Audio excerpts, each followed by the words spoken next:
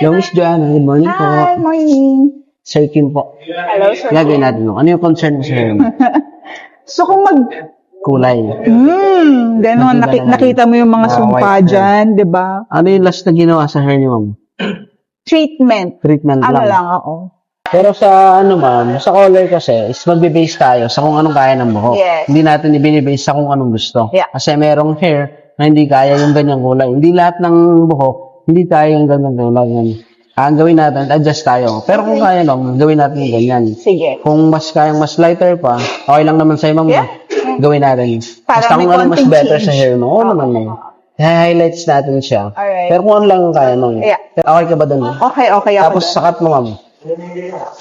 Gusto ko same length. Ano Same lang, length. parang ditrim Layer. lang. Yeah. Okay. Kumusta, ma'am? Okay, I love it.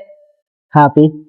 Happy. Thank you. Thank you, Sir Kaalagaan Kim. mo lang siya, ma'am, ng pora. Yes, Yung no yes. yellow, para yung color niya, mapanatili yung kagandahan. Yes. Okay. Tama lang, ma'am, no? Yes, tama lang. Yung highlights na ginawa ko sa'yo, hindi siya, di ba, sabi mo, ayaw mo na mabigla, ayaw mo sobrang light, baka mabigla ka. Yes. Tama lang. Tama lang. Exciting siya. Thank you, Sir Kim. Thank you, ma'am. Ingat po. Yeah, thanks.